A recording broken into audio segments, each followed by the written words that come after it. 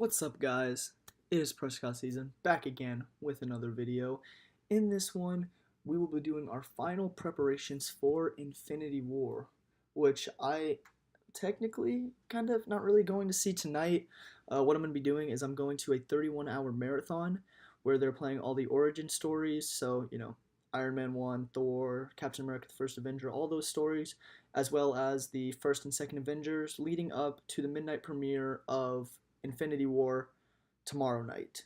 So Thursday night, pretty much. So it's a 31-hour thing. I'm very excited. So I'm about to be heading off to the movies in about an hour to get ready for that. But I thought I would do one last video for you guys. Basically, it's going to be another MCU ranking video. But what I'm going to be ranking is all of the MCU heroes. I left out some like anti-heroes such as Nebula or Loki because they're like, half hero, half villain. So I left them out. I kind of just put the main heroes in all of our stories. I didn't put any like side heroes or any like people like Korg that were kind of just in the movie to help out, things like that. I put the main heroes that have been an Avenger, been a Guardian, anything like that. And yeah, so we're gonna be ranking all 23 of them. If I put everyone else, it'd be a much longer list than 23. 23 is a lot as is, but we're gonna start now with number 23. We have Quicksilver. Nothing against the character. It's pretty much just they kind of used him, to kill him off. I feel like he didn't really have any purpose apart from being killed and kind of pushing Wanda's character forward. I feel like they could have done a lot more with what they did with him, but they just kind of used him to kill him off. He was a cool character while he was there, but we didn't see much of him, so that's why I have him in 23rd. At 22nd, I have Mantis, who I do like a lot. I like Mantis. Well, I like all these characters. Let me just put that out there. I do like all of these characters. It's just, like with the Marvel movie ranking, it's, good to very best instead of worst to best. But at 22, like I said, I have Mantis. I feel like she doesn't get a lot of story. She's kind of just there to kind of crack jokes off of. Drax makes jokes off of her. He makes fun of her, things like that. Kind of makes Drax funnier. She's not, I didn't really get a whole lot from her. Her story, there wasn't much to her story yet. We learned a little bit about it, but nothing too special, nothing too interesting. She's, just overall not a totally interesting character to me, but I do like her. At 21, I have War Machine, and this was tough because I do like Rhodes a lot, but I think I like Rhodes more than I like the War Machine. I feel like as War Machine, he's kind of just a basic sidekick. He doesn't get a whole lot of story in all the Iron Man movies. He's just kind of, Iron Man's second in command, Iron Man's sidekick pretty much. And even in Civil War, I feel like they kind of use him almost as kind of like the Quicksilver of the movie. Obviously, they don't kill him, but they use him as, the the guy who takes a huge injury for the team, and then they kind of start realizing, like why are we fighting, things like that.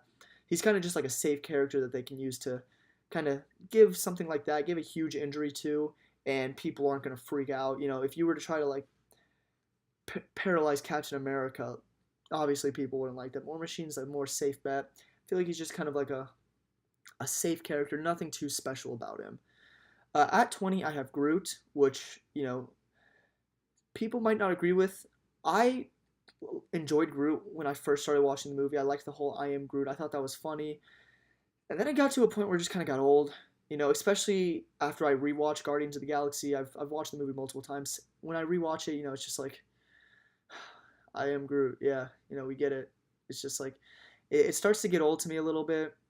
And then the fact that they ended up killing him off. I didn't put Baby Groot on the list just because I feel like, he's nothing but comedic relief.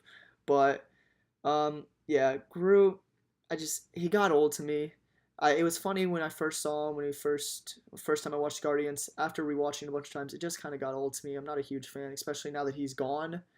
It's kind of like, how great was it? At 19, I have Vision, who is a very cool character to watch like during fights. He's got a lot of cool powers. He's a cool superhero. But apart from that, he's really bland. I mean, he's a robot or artificial intelligence, whatever he is.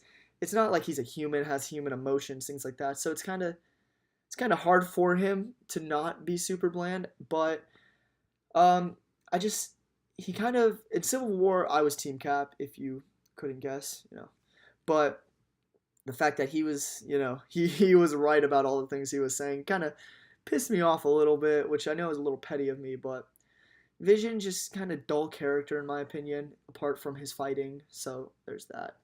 At 18, I have Hawkeye, who is a.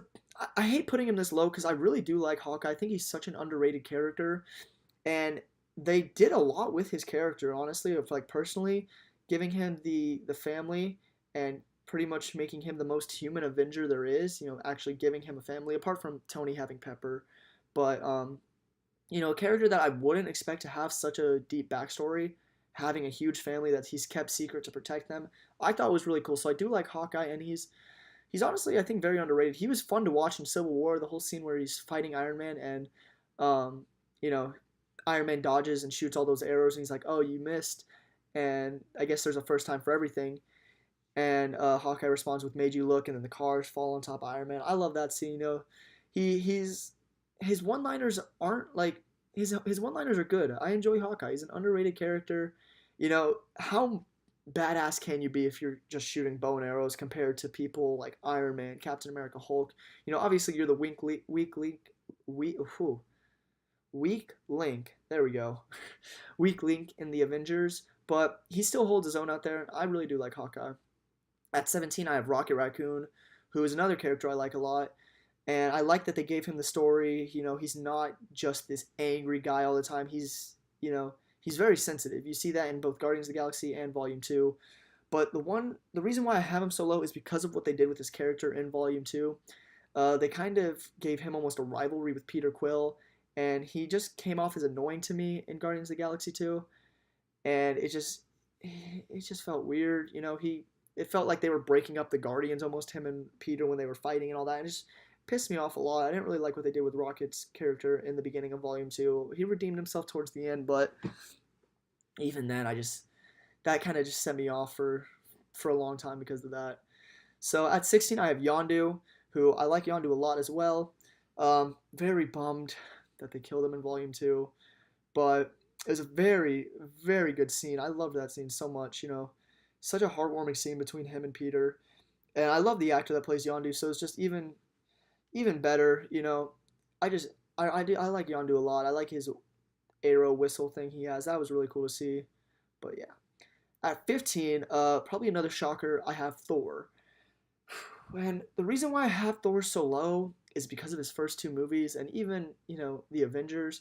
He's kind of the beginning when they first kind of introduced Thor, he reminded me a lot of almost like another Hulk. Like he doesn't get a whole lot of storyline.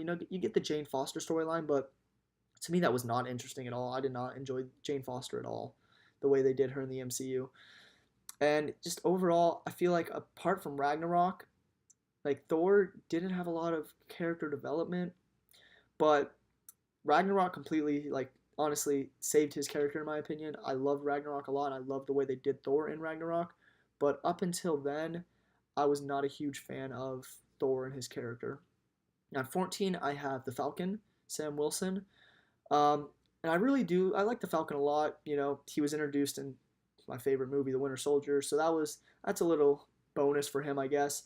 But he's not kind of just the basic sidekick. He gets a lot of storyline for essentially being Captain America's sidekick. He gets, especially in Civil War, he gets a lot of screen time, a lot of story in that movie. And I mean, it's not this huge deep moment with Sam himself. It's kind of external things where he's kind of arguing with Tony, things like that. Kind of seeing his relationship now that he's finally like fighting with all these Avengers, stuff like that. So I do like Falcon a lot. At 13, I have Scarlet Witch, Wanda Maximoff. I like her character a lot. She's fun to watch. She's super powerful. I think she might be the most powerful Avenger or hero as of right now. So she's really cool to watch. I don't really have many complaints with her, apart from them kind of using her as like the kind of making her weak in Civil War like they did. And I understand why they do that at the same time though, but it's just kind of, I want to see her full power, and I think we will in Infinity War, so I'm very excited for that. At 12, I have Ant-Man, Scott Lang, who I'm a huge fan of. I love Paul Rudd, and I love the way Paul Rudd plays Scott Lang. And he's such a fun character. I like, the whole idea of Ant-Man is kind of goofy, but that's who Ant-Man is. He's a goofy character, so it fits perfectly. I like Ant-Man a lot, so yeah.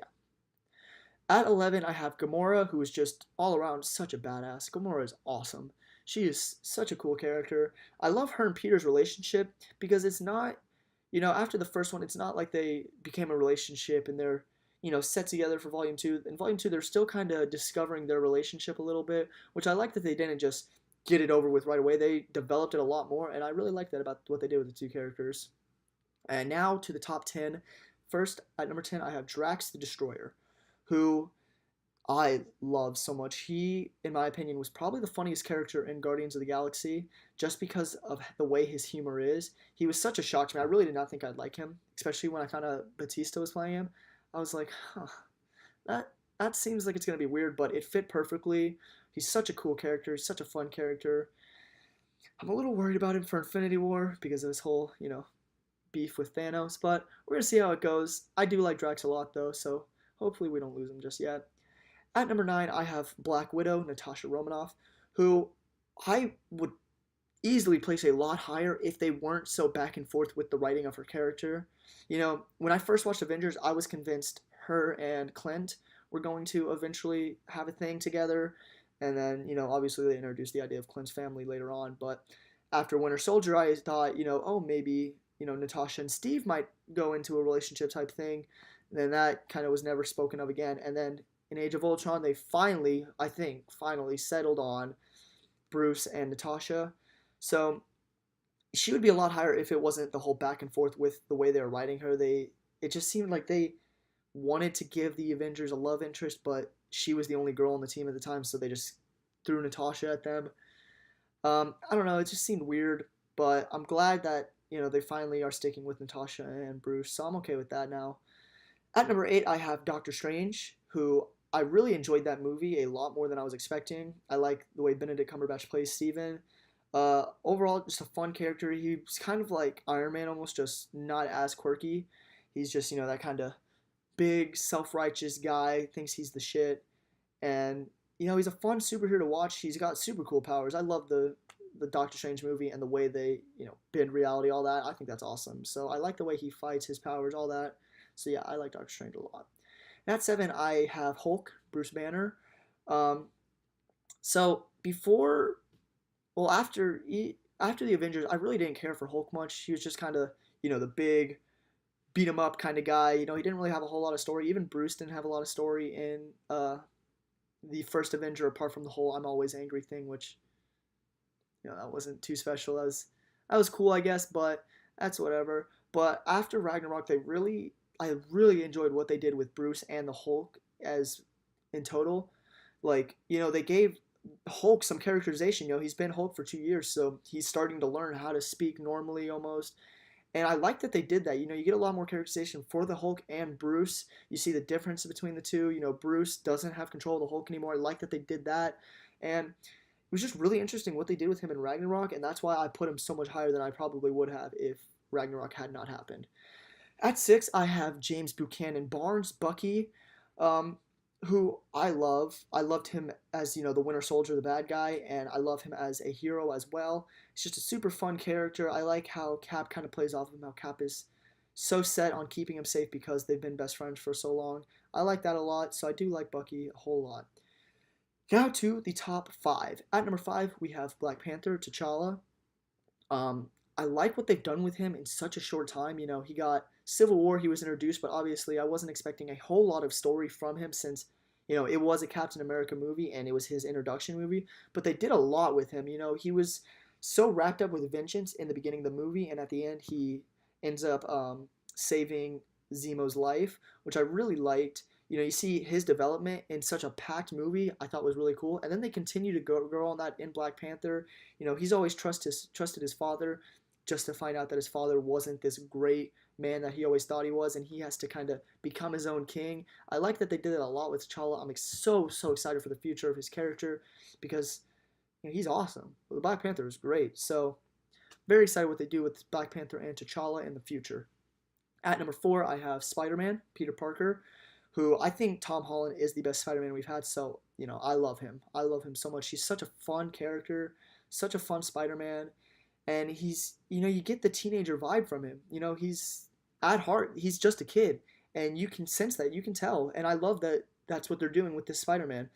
I'm very scared to see what goes on with him in Infinity War because he's not. This is way out of Spidey's league, so I'm a little nervous. I mean, obviously he's not gonna die, but I feel like this could change what they do with his character a lot. He's gonna have seen some stuff after this movie, so yeah. But I love Spidey a lot. Now to the top three, the big three. Here we go.